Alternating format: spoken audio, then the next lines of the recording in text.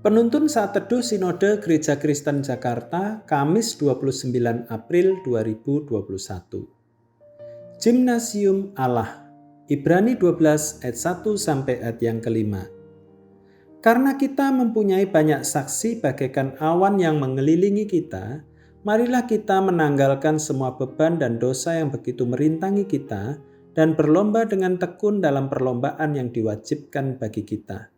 Marilah kita melakukannya dengan mata yang tertuju kepada Yesus yang memimpin kita dalam iman dan yang membawa iman kita itu kepada kesempurnaan, yang dengan mengabaikan kehinaan tekun memikul salib ganti sukacita yang disediakan bagi Dia, yang sekarang duduk di sebelah kanan tahta Allah. Ingatlah selalu akan Dia, yang tekun menanggung bantahan yang sehebat itu terhadap dirinya dari pihak orang-orang berdosa, supaya jangan kamu menjadi lemah dan putus asa. Dalam pergumulan kamu melawan dosa, kamu belum sampai mencucurkan darah. Dan sudah lupakah kamu akan nasihat yang berbicara kepada kamu seperti kepada anak-anak? Hai anakku, janganlah anggap enteng didikan Tuhan, dan janganlah putus asa apabila engkau diperingatkannya. Siapa yang suka nge-gym? Tentu mereka yang mau hidup sehat. Mereka akan berlelah-lelah untuk latihan fisik. Misalnya angkat beban untuk memperkuat otot lengan dan otot tangan. Berlari di treadmill untuk melatih pernafasan dan melancarkan sistem peredaran darah. Bagaimana memperoleh hasil yang maksimal saat nge-gym? Jika kurang beban, maka kesehatan tubuh tidak maksimal. Sebaliknya, jika terlalu banyak beban, maka kita bisa mati. Jadi saat nge-gym, kita membutuhkan pelatih.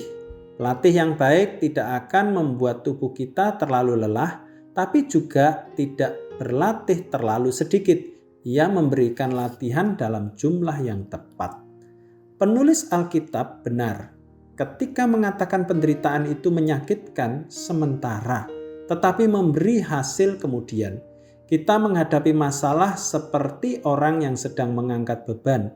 Tangan akan semakin lemas dan lelah, namun akan kembali lebih kuat. Melalui latihan yang tidak menyenangkan dengan pelatih yang tepat akan menghasilkan kekuatan yang lebih besar. Kita memiliki pelatih yang sempurna, yaitu Allah sendiri.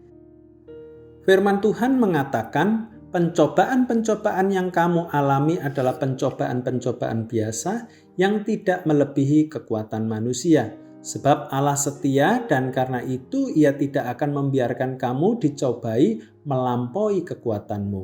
1 Korintus 10 ayat yang ke-13.